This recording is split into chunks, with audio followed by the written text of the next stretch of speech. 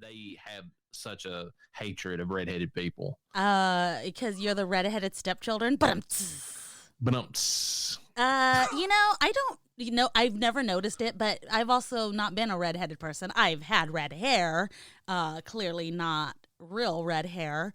I never noticed it until like we started having our movie discussions, and you're like, hey, you point out, by the way, they replaced another redheaded person. I'm like, holy shit, I never noticed it as much. It's getting so blatant in recent years that it's ridiculous, especially with like the Little Mermaid. Like they had to cast a black woman in place of, I would be even fine if they would have just got like a brunette or something if they'd stayed white. But no, it's like, no, it's a redhead, so it has to be black now, Yeah. And I don't understand the correlation. Well, are you talking about if the Little Mermaid had originally been brunette and then they switched her to black? No, I'm saying if they would have cast a brunette, white, or even Hispanic lady for that role, but they always go black. Like I'm gonna be honest with you, I wouldn't have even liked a Hispanic Little Mermaid because I wouldn't either, and they're doing that with Snow White. I don't know if you're aware of that, but she's going to be Hispanic in the new movie. Hopefully she's in Spaniard. Her fucking name.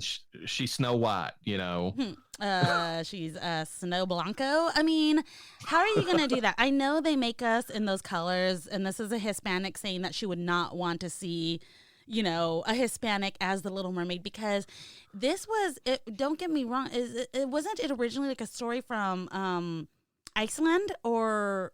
Yeah, Hans Christian Andersen. It was like three of the movies that Disney's made in like recent year. I mean, or three total. I think Tangled, The Little Mermaid, and Frozen are all Hans Christian Andersen, yes. Which is like Swedish, Norway type stories. Nordic. Okay, so what I'm coming at with this is that there's a ton of wonderful Hispanic tales that we can tell, and Disney is starting to open their minds to that. They're not taking...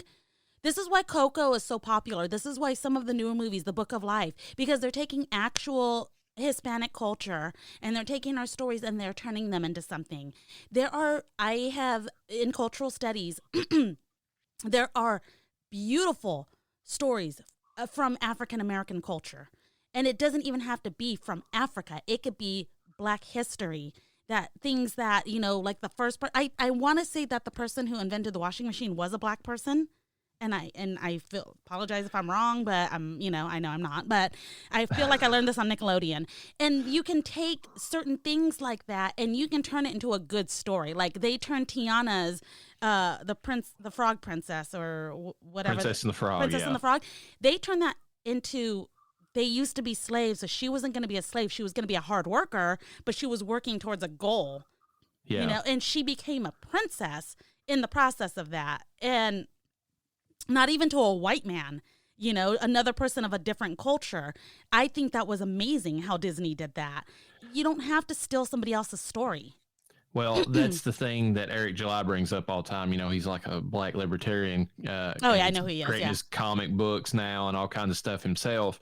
And he mentioned that he said there are mermaid stories in African lore. They could have went that route if they wanted to have a Black mermaid.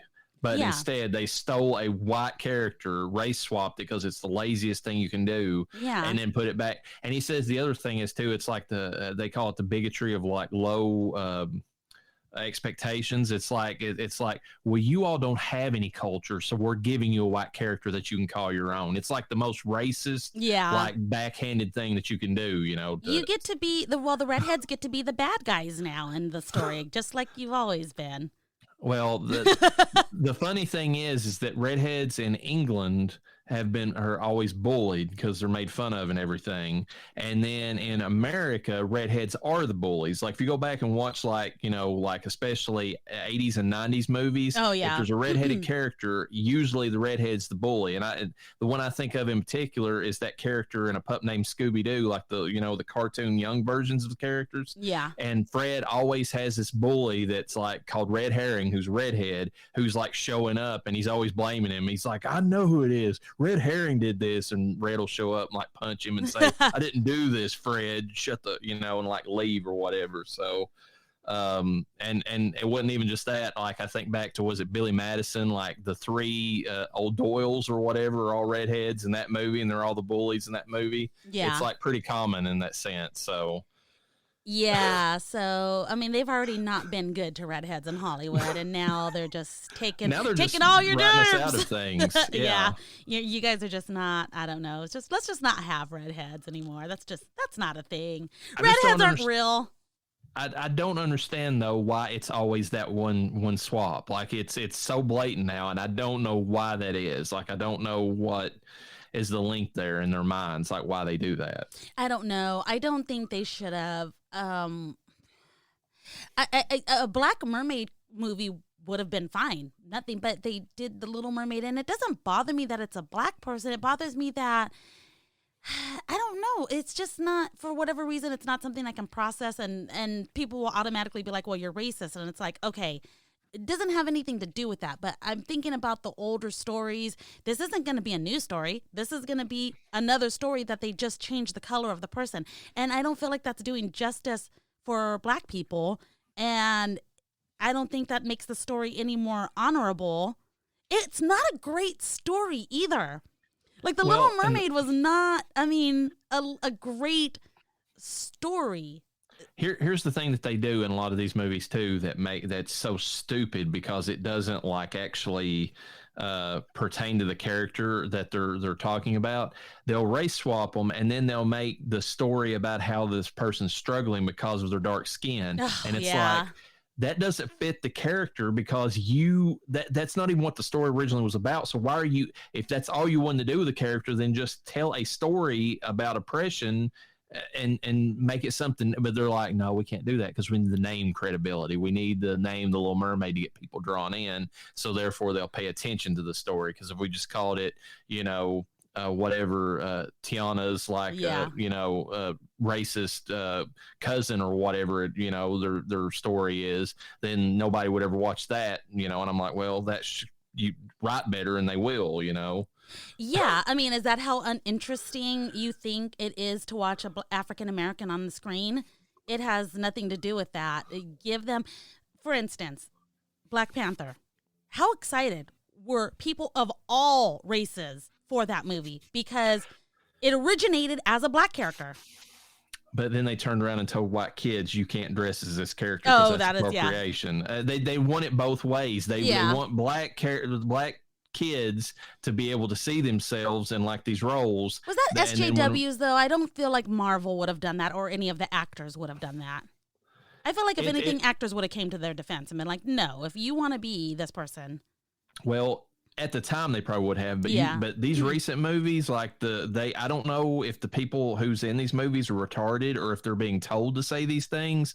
They're outright coming out and attacking people in the same way that the activists are, and that's the reason a lot of people are just like, fuck it, I'm done with every bit of this. Yeah, because like, if you don't like the recent things, like Viola Davis was in that movie, The Woman Kings or whatever it was, which is a stupid name. I hate that name. Yeah, because you can't be a queen anymore because king is obviously better. I'm sorry, queen can move anywhere on the chessboard. Let's remember that, okay, folks? But then they turned around and they were like, okay, it's a story about like it's actually they were actually ones engaged in the race, or in the slave trade themselves, the tribe that they're portraying. So, but they wrote that out of the movie entirely. And then they had Viola Davis come out and say, if you don't watch this movie, you are a racist and a misogynist. And it's like, okay, threaten me. I mean, if that's what you want to do. I mean. All right, I'm gonna Alexa, cue M&Ms. I am whatever you say I am. It's ridiculous. I just wish that they would go back to just writing good stories and then, allowing people to see themselves in the characters. That's the whole other thing that's coming out recently. It's like Magic the Gathering has a card that they came out recently for, they're doing Lord of the Rings, and they have a picture of Aragorn and Arwen together on the card, and they've race swapped Aragorn to a black man. They didn't race swap her as well, just Aragorn. I don't know, what that's supposed to represent.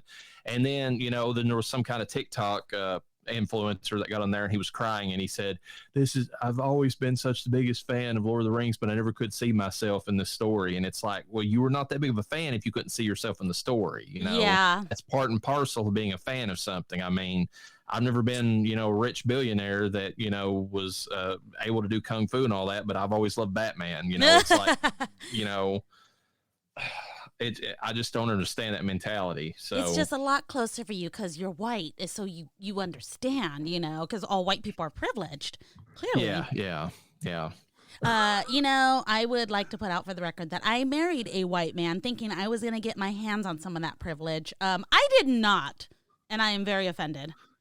That's what all us Latinas think when we snag that white man. We're like, okay, we are set. We don't have to work. We don't have to do anything. We just have to make tortillas and babies and live happily ever after. No, that's not it at all. You're going to work. Oh, are you ready to talk about some leprechauns now? Do it. I'm gonna play the disclaimer, then the music, and then we'll roll right into it. Okay. Here we go.